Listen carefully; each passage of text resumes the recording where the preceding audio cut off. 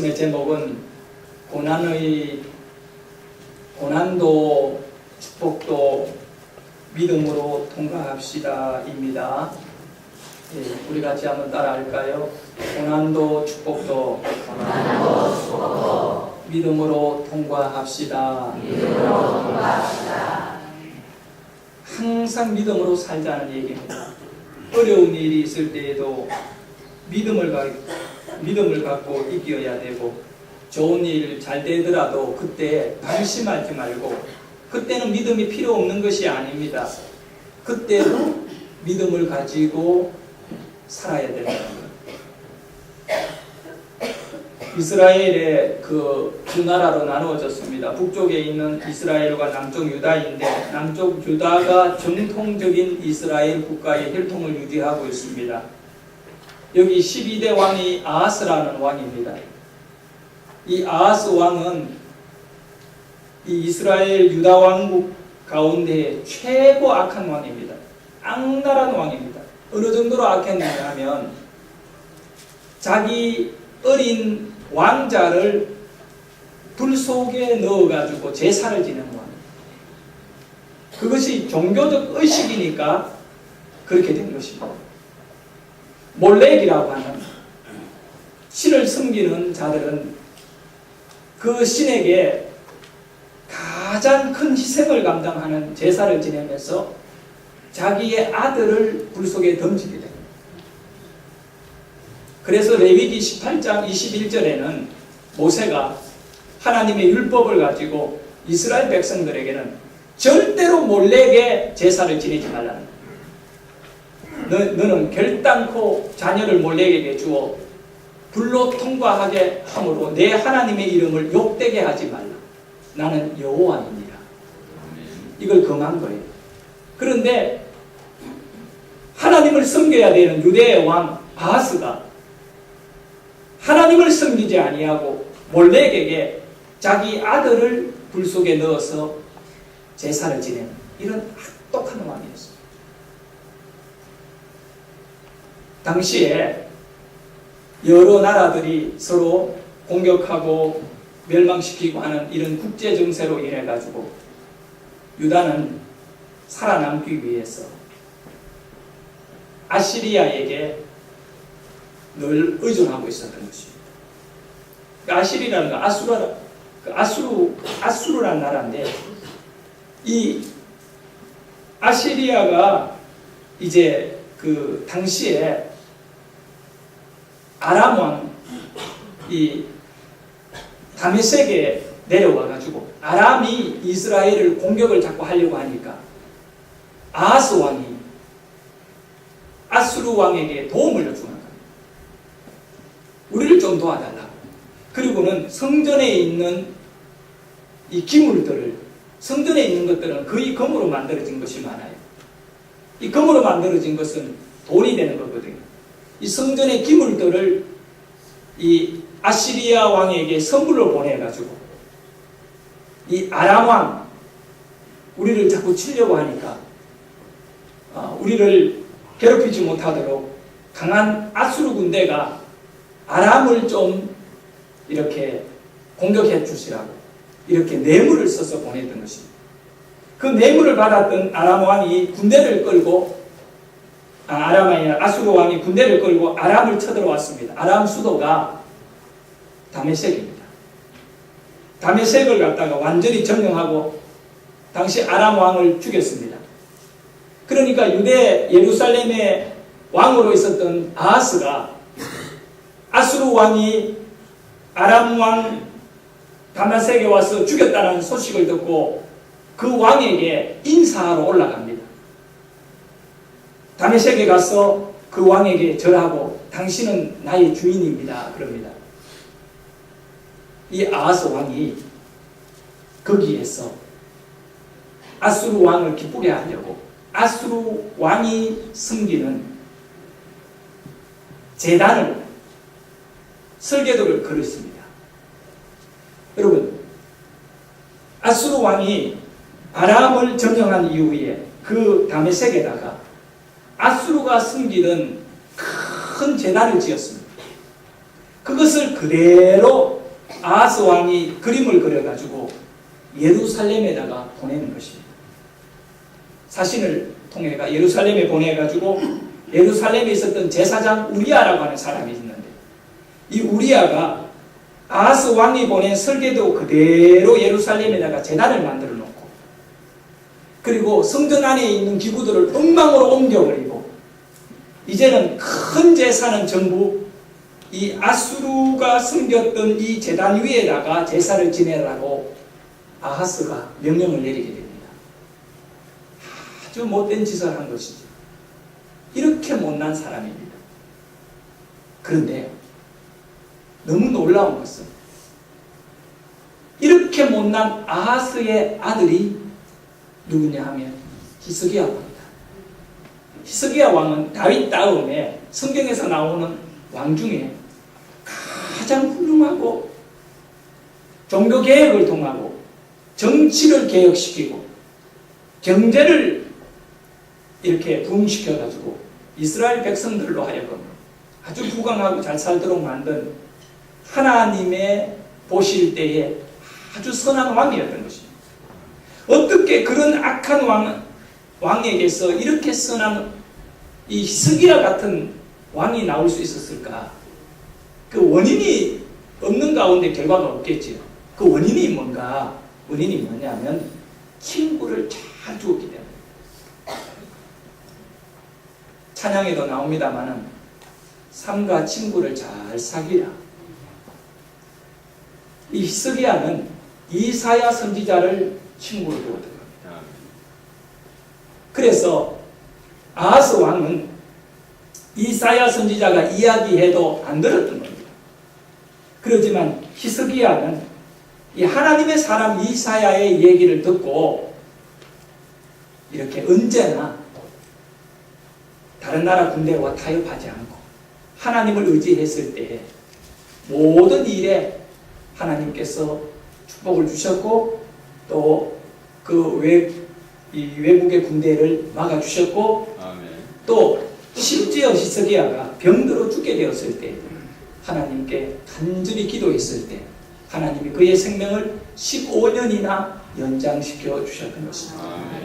여러분, 어떤 목사님은 이 히스기야가 기도해서 죽을 병에 걸렸지만 15년을 더 살게 된 히스기야의 기도를 가리켜 뭐라고 말하느냐 하면 바로 히스기야의 기도는 출구다, 출구.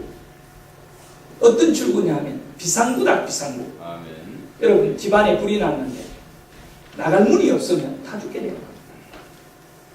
비상구를 찾게 되면 살아나게 되는 것이죠. 아멘. 문제를 만났을 때, 환난을 당했을 때 기도는 우리에게 비상구가 되는 것입니다. 아멘. 그 문으로만 나가면 살게 되는 것입니다. 아멘. 기도를 통하여 우리 인생의 비상구를 늘 언제나 만들어 놓기를 주의 이름으로 축원합니다. 아멘. 그런데 오늘 말씀을 통해서 히스기야의 정말 배울 것이 많은 왕이지만 히스기야에게도 한계가 있었다는 사실을 우리는 바라볼 수 있기를 바랍니다. 히스기야에게도 한계가 있었습니다. 아브라함에게도 한계가 있었습니다. 다윗에게도 한계가 있었습니다. 여러분에게는 없을까요? 다 있습니다. 이 우리의 약점을 말하는 거죠. 우리가 결정적으로 넘어질 수밖에 없는 그 한계를 볼 줄 알아야 됩니다.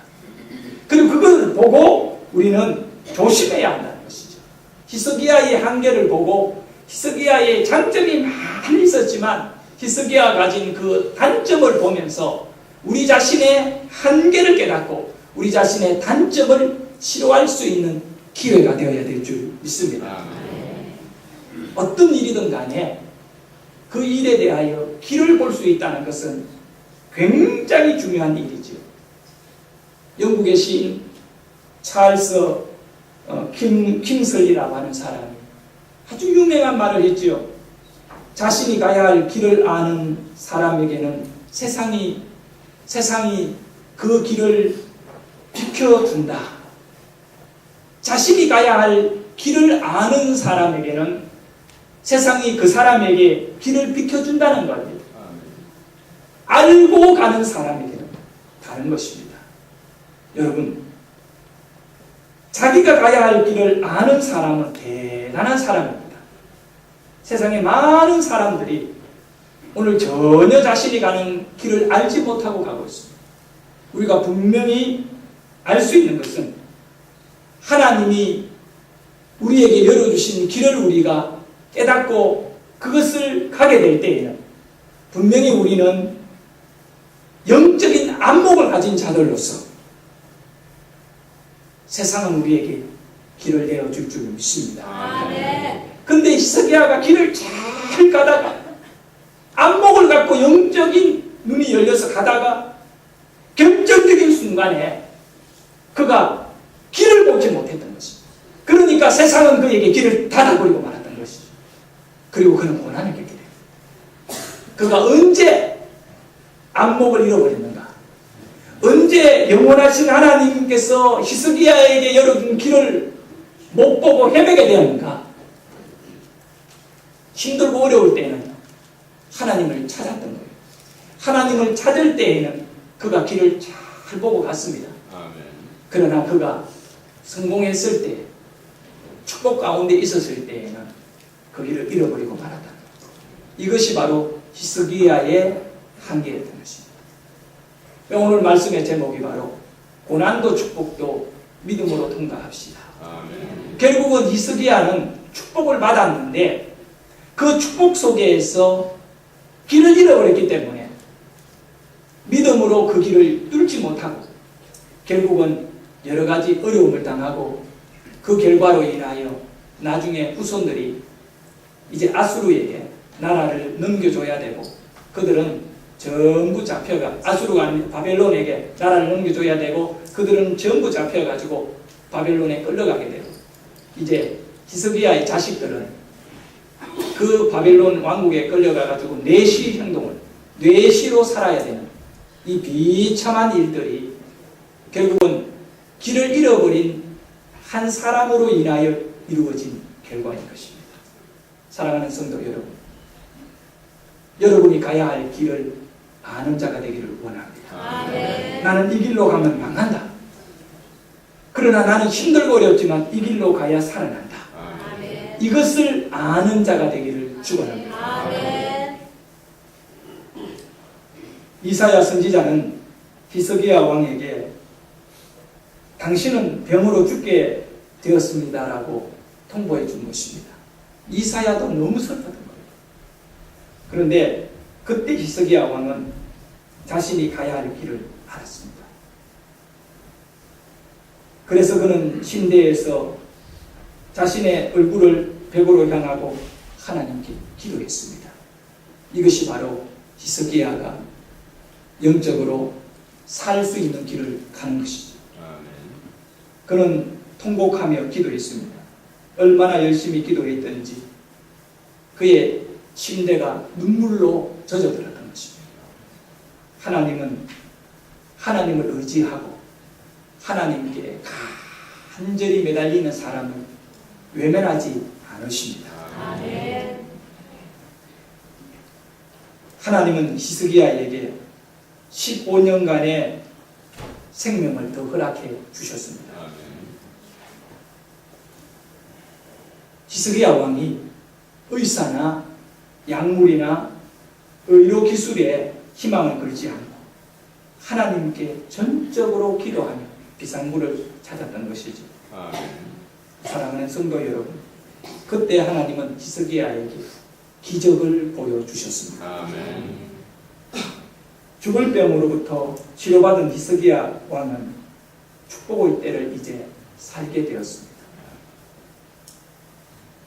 히스기야 왕이 병들었다는 소식이 사방 이웃 나라들에게 전해지게 됩니다.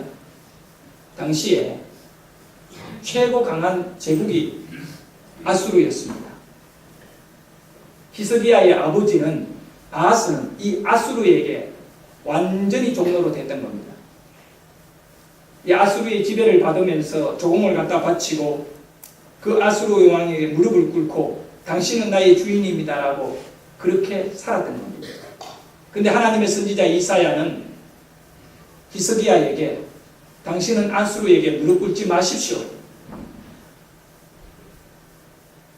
그래서 그 방편으로 히스기야는 아수르를 등지고 바벨론 신흥국이었습니다. 당시에 바벨론은 강한 국가가 아니었습니다. 이제 막 일어나고 있는 아주 잔인한 백성들이 바벨론입니다. 너무 미개합니다. 심지어 바벨론 사람들은 글도 잘 쓰지 못하는 미개한 사람들입니다. 아수르가 유대인들은 다 괴롭히면서 학자들은 다 잡아 죽이고 제거했지만 당시에 아수르가 바벨론을 하찮게 본 것입니다. 얘네들은 너무 미개하기 때문에 반란을 일으켜서 우리 제국을 무너뜨릴 수 없을 거라고 여겼던 것입니다. 그런데 하나님의 일은 너무 교모하십니다. 가장 미개한 바벨론을 들어가지고 아수르 대제국을 무너지게 만들었던 것이죠. 당시 히스기야가 바벨론을 상대할 적에는 바벨론도 강한 나라는 아니었습니다. 그런데 이 바벨론과 유대가 서로 동맹관계를 맺고 이 아수르를 대적해서 나라를 외교적으로 지탱하고 있었던 것이죠. 서로 조공을 바치는 입장이 아니라 서로 협력하면서 돕고 서로 이겨내기 위해서 그렇게 동맹한 것입니다. 그 동맹국이었던 바벨론 왕이 히스기야가 병들어 죽게 되었다는 소문을 듣고 안타까워가지고 자신의 사신을 편지와 함께 선물을 보냅니다. 오늘 읽은 12절에 그 내용이 나옵니다. 그때에 발라단의 아들 바벨론의 왕 브로닥 발라단이 히스기야가 병들었다 함을 듣고 편지와 예물을 그에게 보낸지라. 편지는 무슨 편지겠습니까? 위로하는 병문안이죠. 힘을 내라는 것입니다. 당신이 그렇게 누워있으면 동맹국인 이 바벨론도 심히 안타까우니까 당신이 힘을 얻어가지고 빨리 쾌유해서 우리 같이 저 아수르를 대적해야 되지 않겠느냐 이거지. 그 편지를 받았던 히스기야가 기분이 매우 좋았던 것입니다. 그리고 이 바벨론 왕이 편지만 보낸 것이 아니라 예물도 보내었던 겁니다. 예물을 받고 난 다음에 기분이 좋았던 겁니다. 이 바벨론과 유다 왕국이 이렇게 외교적으로 돈독한 관계를 유지하고 있었던 것입니다. 그런데 문제가 있는 겁니다. 여러분, 이런 외교는 외교지만 이 히스기야 왕이 자신의 보물창고의 문을 열고 13절에 보면 뭐라고 되어 있습니까? 우리 같이 한번 읽어봅시다. 히스기야가 사자들의 말을 듣고 자기 보물고에 금과 향품과 보배로운 기름과 그의 군기와 왕궁과 그의 나라 안에 있는 모든 것 중에서 히스기야가 그에게 보이지 아니한 것이 없더라. 다 보였다는 것입니다. 좋은 것은 다 보인 거지요. 금은보와 그리고 군기가 들어있던 그런 어떤 무기들 창고를 열어가지고 이 바벨론 사자들에게 다 보여주면서 그걸 자랑하기 시작했던 것입니다. 히스기야 왕은 이 바벨론 왕이 보낸 사자들의 말을 듣고 굉장히 기뻐하면서 유다 왕국 궁중에 있는 보물 창고의 문을 열고 금은보화 그리고 무기고를 열어가지고 무기들을 다 보여주었던 것입니다. 히스기야 왕이 왜 모든 것을 바벨론 사신들에게 보여주었을까요? 이것이 바로 외교이기 때문에 그렇습니다. 그들에게 이제 외교적 관점에서 이렇게 서로 에게 있어가지고 신뢰를 갖는 그런 모습이라 생각할 수 있습니다. 어떤 점에서 보면 외교요 정치입니다. 그런데 이것은 하나님이 보실 때에는 잘못된 것입니다. 그래서 하나님은 선지자 이사야를 통해 가지고 히스기야의 잘못된 행동이 하나님 보실 때에 진노하심을 받게 되었다라고 충고하게 되는 것입니다. 나중에 20장 17절과 18절에 보면 여호와의 말씀이 날이 이르리니 왕궁의 모든 것과 왕의 조상들이 오늘까지 쌓아두었던 모든 것이 바벨론으로 옮긴 바 되고 하나도 남지 아니할 것이요 또 왕의 몸에서 날 아들 중에서 사로잡혀 바벨론 왕국의 환관이 되리라 하셨나이다. 여러분, 히스기야 왕이 바벨론 사자들에게 보여주었던 모든 금원 보화뿐만 아니라 앞으로 히스기야 몸에서 태어날 자식의 후손까지도 바벨론으로 끌려가 가지고 내시 노릇하게 될 것이라고 말씀하고 있습니다. 하나님께서 히스기야 왕에게 진노하신 이유가 뭔지를 두 가지를 살펴보기를 원합니다. 그 첫째로는 하나님을 의지하지 않고 눈에 보이는 세상 권력을 의지했기 때문인 것입니다. 정치 외교로 이 유다 나라를 지켜가려고 하는 히스기야의 모습이 하나님은 마음에 들지 않았던 거죠. 히스기야 왕의 행동은 힘있는 바벨론 왕국과 유다가 동맹을 맺고 바벨론의 도움으로 아수르 제국으로부터 유다 백성들과 유다 나라를 보호한다는 것은 매우 중요하다라고 여겼을 것입니다. 히스기야 왕이 자기 나라와 자기 백성을 사랑하는 마음에서 그렇게 한 줄 압니다마는 그러나 그 선한 의도도 하나님을 슬프시게 했다면 오히려 하나님의 진노의 내용이 될 수밖에 없습니다. 히스기야 왕은 하나님을 사랑하고 하나님을 바벨론 사람들에게 보여주어야 할 것입니다. 그는 금원 보화를 바벨론 사람들에게 보여준 것이 아니라 하나님을 그들에게 보여줘야 하는 것입니다.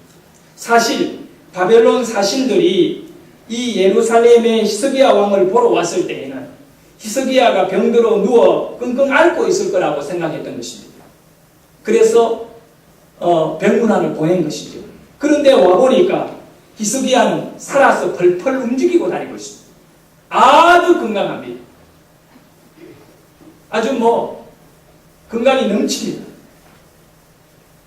그런데 히스기야가 자신이 이렇게 건강하게 된 가장 중요한 원인이 하나님이 나를 살려주셨다라는 그 하나님을 보여주어야 되는데 히스기야는 하나님을 보이는 것보다 금은 보화를 바벨론 사신들에게 보이는데 더 급했고 그리고 이스라엘 군인들이 사용하고 있는 그런 무기들을 바벨론 사신들에게 보이는데 더 급했던 것 같습니다. 히스기야 왕의 행동은 다른 데 있지 않습니다. 자기의 부와 자기의 힘을 바벨론 사신들에게 자랑하고 싶었던 것입니다. 바벨론 왕이 왜 사신을 히스기야에게 보냈겠습니까? 힘없고 연약해져 있는 히스기야 왕에게 힘내라. 그런데 사신들이 와보니까 힘없고 연약한 히스기야가 아니라 펄펄 살아있는 히스기야. 오히려 보물창고의 문을 열고 자랑하고 있는 히스기야. 여러분, 그래서 바벨론 왕은 히스기야 왕에게 편지와 예물을 보내어 힘내라고 응원했지만 그런데 바벨론 사신이 본 것은 연약한 히스기야가 아니라 보물을 잔뜩 끌안고 있는 히스기야를 보고 돌아갔던 것입니다. 히스기야 왕의 병은 죽을 병이었지만 하나님이 고쳐주셨잖아요. 바벨론 왕의 사자들이 본 것은 바로 병들은 히스기야가 아니라 아주 교만한 히스기야를 보고 돌아갔던 것입니다. 여러분 기억하셔야 됩니다. 히스기야 왕이 바벨론 왕의 사자들에게 보여주어야 할 것은 눈에 보이는 왕궁의 보물이 아니라 군사의 무기들이 아니라 이스라엘의 하나님을 보여주어야 했던 것입니다. 그것은 여러분에게도 마찬가지입니다. 우리는 히스기야보다도 더 큰 은혜를 받고 살아가는 사람들입니다. 죽을 수밖에 없는 저와 여러분 똑같은 입장이지요. 예수 그리스도께서 우리를 위하여 십자가에 죽으시고 우리를 살려주셨습니다. 세상 사람들이 우리에게 뭘 보기를 원할까요? 여러분이 얼마나 많은 돈을 벌고 얼마나 잘 살아가고 얼마나 힘있게 살아가는지 보는 것을 즐길 것 같이 생각되지만 그들은 그것을 보면 나중에 그들은 여러분에게서 물질을 빼앗아갈 것이고 여러분에게서 힘을 빼앗아갈 것입니다. 그러나 저와 여러분이 세상 사람들에게 끝까지 보여야 할 것은 나를 구원해 주신 하나님, 예수 그리스도의 십자가 보혈의 은혜로 내가 살게 되었노라고 그 예수 그리스도를 보여줄 수 있는 그런 인생이 되시기를 주의 이름으로 축원합니다. 이사야 왕이 죽음에서 살아났을 때에 전능하신 하나님을 모든 사람에게 보여주어야 합니다. 하나님 그걸 원했던 것입니다. 로마서 4장 17절에 기록된 바 내가 너를 많은 민족의 조상으로 세웠다 하신 것 같으니 그가 믿은 바 하나님은 죽은 자를 살리시며 없는 것을 있는 것으로 부리시는 이시니라. 여러분 우리가 보여야 될 하나님은 어떤 하나님일까요? 죽은 자를 살리는 하나님, 없는 것을 있는 것 같이 부리는 하나님. 이사야는 이 하나님을 바벨론 사람들에게 보여야 됩니다. 히스기야 왕은 세상과 똑같은 가치관을 가지고 바벨론 왕의 사신들에 대했던 것입니다. 신앙인은 하나님과 바벨론을 혼돈해서는 안 됩니다. 사랑하는 성도 여러분, 누구와 동행하는 삶을 살아야 합니다. 히스기야가 하나님이 아니라 눈에 보이는 것에 집착하게 된 것은 다른 데 있지 않습니다. 방심입니다. 방심하는 순간에 이렇게 허무하게 무너진다. 방심하면 영적으로 무너지게 되는 교훈을 우리는 히스기야를 통하여 배워야 합니다. 방심하지 않기 위해서는 어떻게 해야 할까요? 영적으로 깨어나 있어야 합니다. 성경은 언제나 우리에게 깨어 있으라고 권면해 주고 있습니다. 언제나 우리는 예수 그리스도를 우리 안에서 보이도록 노력해요. 내 안에 예수 그리스도가 다른 사람에게 보여질 때에 그때서야 진짜 여러분이 깨어있는 것입니다. 아무리 여러분을 봐도 예수가 안 보입니다. 그는 잠들어 있는 사람입니다. 그는 이미 방심하는 가운데 세상이 그 사람을 장악한 사람입니다. 축복의 때에 깨어있어야 무너지지 않습니다. 히스기야는 위기를 만났을 때에는 선지자의 말을 듣고 언제나 영적으로 깨어있었습니다. 그러나 그가 영적으로 성공을 거둔 이후에 기적을 경험한 이후에 그는 방심에 빠짐으로 말미암아 자신을 위로하려고 온 사람에게 어깨를 펴고 교만에 빠져서 내가 가진 보물을 보십시오. 내 군인들이 사용하고 있는 무기들을 보십시오. 자기를 높이는데 아주 혈안이 되어 있는 히스기야. 그는 정말 이런 것으로 인하여 망하고 말았던 것입니다. 여러분, 바벨론은 항상 믿을 수 있는 우방이 아닙니다. 그런데 히스기야는 착각에 빠진 것입니다. 이 바벨론이 앞으로도 영원토록 유다의 우방국이 될 거라고 착각에 빠진 것입니다. 바벨론은 역시 아수르와 다르지 않았습니다. 그 이후에 바로 유대를 완전히 망하게 한 나라가 어느 나라냐 하면 바벨론입니다. 여러분, 자기 이익을 위해서 언제든지 동맹국에서 그 지위를 버려버리고 적대국이 될 수 있다는 사실입니다. 이 탐욕스러운 약탈자로 변해버린 바벨론은 유대의 왕들을 내시로 잡아가고 그 백성들을 바벨론의 포로로 끌고 갔던 것입니다. 우리는 기억해야 됩니다. 하나님이 여러분에게 큰 은혜를 우리는 늘 언제나 구하고 있습니다. 하나님 내게 기적을 달라고. 근데 우리가 히스기야의 이 믿음 정도라면 기적을 경험 안 하는 것이 낫습니다. 히스기야는 죽을 병에서 살아났잖아요. 엄청난 기적을 경험했잖아요. 그 이후에 그 기적을 경험한 이후에 어떻게 무너지고 있는가를 우리는 보고 있잖아요. 여러분 자신 있습니까? 지금 여러분에게 하나님이 엄청난 기적을 주신다면 여러분은 그 기적 다음에 정말 교만하지 아니하고 하나님만을 드러낼 자신이 있느냐? 그 쉽지 않다는 것입니다. 고난의 때에는 살기 위해 하나님을 찾고 매달릴지는 모르지만 축복의 때에 그때 가서도 나의 이 축복은 나의 잘남이 아니라 하나님이 내게 부어주신 은혜라고 말하면서 그것을 자랑하고 그것을 드러내고 하나님 없으면 나는 없는 것입니다라고 말할 수 있는 자가 될 수 있기를 주의 이름으로 축원합니다. 하나님만이 우리가 의지할 굳건한 반석이심을 기억하시고 나의 피난처이심을 온전히 고백할 수 있기를 바랍니다. 우리가 끝까지 의지하고 나를 맡길 수 있는 분은 오직 하나님 한 분밖에 없다는 사실을 알아야 됩니다. 여러분, 이 세상도 절대로 여러분이 안심하고 맡길 곳이 아님을 알아야 됩니다. 은행도 마찬가지입니다. 은행도 부도나는 것이 세상입니다. 맡길 곳이 없어요. 병원에다가 여러분의 몸을 맡겨보십시오. 한계가 있습니다. 그런데 히스기야는 바벨론에다가 자신을 맡겼던 것입니다. 얼마나 어리석습니까? 우리는 이 축복의 때에 하나님을 의지하기 위해서는 방심하면 안 된다. 방심하면 떨어지는데 어디에 떨어지느냐 하면 축복의 때에 떨어지는 곳은 교만입니다. 여러분, 교만은 단어의 의미가 뭡니까? 없는 것을 있는 것으로 착각하는 것이 교만이래요. 없는 것을 있는 것으로 착각하는 것이 교만이래요. 그러니까 지식이 없는 사람이 지식이 있는 척하면 교만이고, 권력이 없는 사람이 권력이 있는 척하면 교만이고, 윤리가 없는 사람이 윤리가 있는 것 같이 하면 교만이고, 이 전부 교만이거든요. 그런데 히스기야가 금은 보화를 자기가 가졌던 것입니다. 그걸 갖다가 바벨론 사람에게 보였던 거지요. 군기의 무기를 보였던 것입니다. 그 히스기야가 뭐가 교만하냐? 뭐가 교만하냐?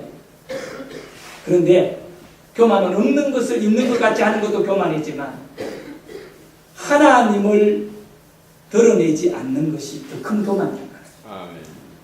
그냥 다른 말로 하면 히스기야는 하나 자신의 모습을 보여야 할 하나님을 보이지 않고 자기 자신을 보이는데 혈안이 되었습니다. 사랑하는 성도 여러분, 하나님을 의지하는 것이 믿음입니다. 히스기야가 그 금은 보화를 가지고 또 군대의 무기를 가졌지만 믿음이 약화되는 순간에 그것은 저주로 시작되었던 것입니다. 그가 자신이 가야 할 길을, 믿음의 길을 잃어버리는 순간에 그는 하는 행동들마다 하나님 앞에 심판이요 저주를 받을 수밖에 없는 그런 일들로 이어지고 있었던 것입니다. 하나님을 의지하는 것이 다른 것이 아닙니다. 하나님을 기쁘시게 하는 것입니다. 하나님께서 히스기야의 행동에 진노하신 두 번째 이유가 있습니다. 그것은 바로 히스기야의 마음이 교만해졌기 때문입니다. 여러분, 이 사건에 대하여 역대서 기자는 다음과 같이 해석했습니다. 역대하 32장의 24절과 25절에 있는 말씀인데 우리 같이 한번 읽어보도록 하겠습니다. 그때 히스기야가 병들어 죽게 되었으므로 여호와께 기도하니 여호와께서 그에게 대답하시고 히스기야가 마음이 교만하여 그 받은 은혜를 보답하지 아니하며 진노가 그와 유다와 예루살렘에 내게 되었더라. 히스기야가 병들어 죽게 되었으므로 여호와께 기도하여 여호와께서 그에게 응답하시고 기적을 주셨대요. 이적을 주시고 치료해 주셨어요. 근데 그 다음에 뭐라고 말씀하면 히스기야가 마음이 뭐하여? 교만하여. 마음이 교만하여 그 받은 은혜를 보답하지 아니하므로 진노가 그와 유다와 예루살렘에 내리게 되었다. 한 사람이 교만해지면 모든 사람이 어려워지게 되는 것입니다. 그 진노가 모든 예루살렘의 사람들에게까지 임하게 되었다는 것입니다. 여러분, 히스기야 왕이 무너진 것은 질병이 아니었습니다. 육체의 병이 아니었습니다. 교만은 영의 뱅입니다. 히스기야가 무너진 것은 이웃나라 강한 군대에 의해 가지고 무너진 것이 아니었습니다. 그 마음의 교만으로 무너지고 말았습니다. 여러분이 쉽게 무너지는 것이 어디라고 생각합니까? 축복의 때에 가장 무너지기 쉬운 것이 바로 우리 마음입니다. 마귀는 사람의 마음을 교만하게 만들어 무너져서 하나님의 진노를 받는 자로 만들어버릴 겁니다. 그렇기 때문에 축복의 때 여러분 깨어있기를 주의 이름으로 축원합니다. 히스기야 왕은 죽을 병으로부터 구원받고 소생했습니다. 그러나 그는 극적으로 하나님께 영광을 돌리지 않았습니다. 오히려 이 일로 인하여 얻게 된 세상적인 인정과 칭찬으로 말미암아 그 마음이 높아졌던 것입니다. 전 세계의 외교 사절단들이 가져온 선물을 바라보면서 그는 믿음의 줄을 놓아버리고 말았던 것입니다. 자기가 가진 모든 것을 자랑하느라 바빴습니다. 그런데 히스기야가 가지고 있는 그 가운데 가장 귀한 것이 하나님이거든요. 그 하나님을 외면했던 것입니다. 가장 귀하신 하나님을 자랑하지 않았습니다. 하나님을 자랑하지 않는다는 것은 무슨 의미입니까? 하나님을 자랑하지 않는다는 것은 그 사람 속에 하나님의 존재는 없다는 것을 말합니다. 기적을 경험했지만 그 기적의 파티에 즐기느라 그 기적을 주신 하나님을 외면해버립니다. 이 어리석은 자가 어디에 있습니까? 우리는 이 말씀을 통해서 하나님께서 우리에게 큰 기적을 주실 수 있는 믿음의 그릇을 준비해야 한다고 저는 생각합니다. 단순히 위대한 영적 인물이었던 히스기야를 비판하고 그의 믿음을 헐뜯는 것으로 이 말씀이 마무리된다면 아무 의미 없습니다. 오늘 이 말씀을 통하여 우리는 깊이 있게 깨달아야 됩니다. 우리가 그렇게도 원하는 기적과 이적이 나에게 일어났을 때 과연 나는 세상 것을 즐기면서 그것만을 바라보고 사는 존재가 되면 안 된다는 것입니다. 오히려 우리의 믿음을 강하게 해야 됩니다. 그 어떤 경우에도 나는 하나님만을 드러낼 수 있는 사람으로 살자는 것입니다. 이런 준비가 여러분에게 철저하게 이루어질 때에 하나님은 여러분에게 기적을 주시는 것입니다. 생각해보면 하나님을 의지하지 않는 것도 교만이죠. 자기 자랑하는 것도 교만인 것입니다. 나는 마음이 교만한 사람입니까? 마음이 겸손한 사람입니까? 이 질문을 결코 가볍게 생각해서는 안 됩니다. 축복의 때에 마음이 교만함으로 히스기야는 하나님의 진노를 받았습니다. 히스기야 왕은 축복의 때에 눈에 보이는 사람을 의지하고 마음이 교만해져 자기 자랑하다가 하나님의 진노를 받았습니다. 축복의 때에도 우리는 믿음을 가지고 이 믿음을 지키는 실험을 해야 한다는 것입니다. 축복의 때에는 모든 싸움이 끝난 것이 아니라 그때 진짜 싸움이 시작되는 것입니다. 고난의 때에는 정말 하나님 없으면 못 살아요라고 매달리던 사람들, 축복의 때에 접어들면 허무하게 무너지는 수많은 인물들을 우리가 보게 되잖아요. 다윗이 언제 무너졌나요? 축복의 때에 무너졌던 것입니다. 그걸 기억하십시오. 많은 인물들이 축복의 때에 무너졌던 것입니다. 저와 여러분은 하나님의 축복을 받아야 됩니다.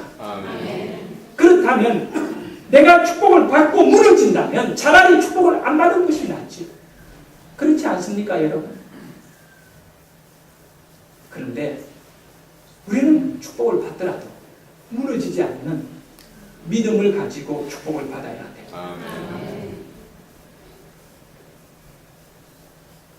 축복의 때 더욱 하나님께 감사하고 아멘. 하나님께 영광을 돌리는 삶이 무엇인가? 답은 딱 하나입니다. 복잡하지 않습니다. 고난의 때에도 축복의 때에도 변함없이 하나님만을 자랑하는 삶을 살면 됩니다. 아멘. 이것이 비결인 것입니다. 아멘. 히스기야는 너무 단순한 것을 잊어버렸던 것입니다. 하나님을 자랑해야 할 것을 자기를 자랑하고 검은 보화를 자랑하고 말하는 것입니다. 하나님을 자랑하는 사람은 절대 넘어지지 않습니다. 아멘. 왜 그러냐면 하나님을 자랑하다 보면 나라는 존재는 하나님 없으면 끝장이거든요.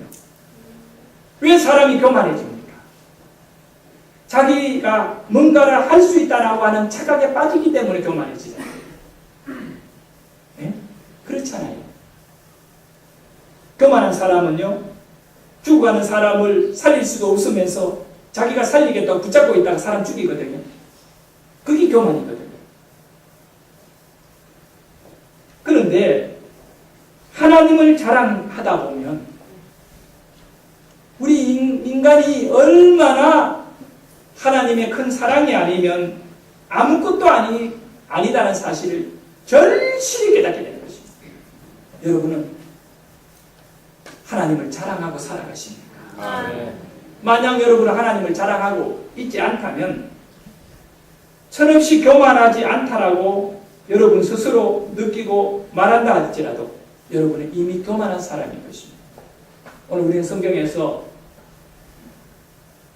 역대하 32장 25절에서 히스기야가 마음이 교만하여 그 받은 은혜를 보답하지 아니함으로 진노가 그와 유다와 예루살렘에 내리게 되었더라라고 하는 이 말씀을 통하여 보면 히스기야가 뭐가 교만했나요?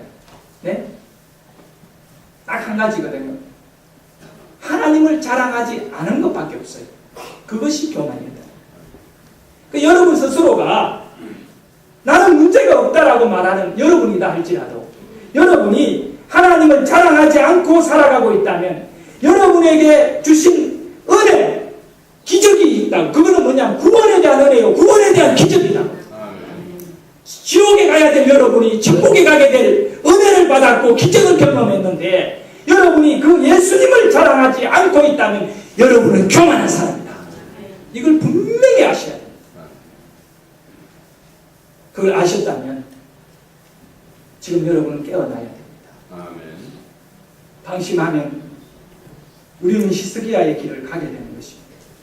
항상 하나님께서 내게 베푸신 은혜를 적극적으로 헤아리며 주님만을 여러분께서 자랑하는 그런 인생이 되기를 주의 이름으로 축원합니다. 아멘. 주님을 자랑하면 결론입니다.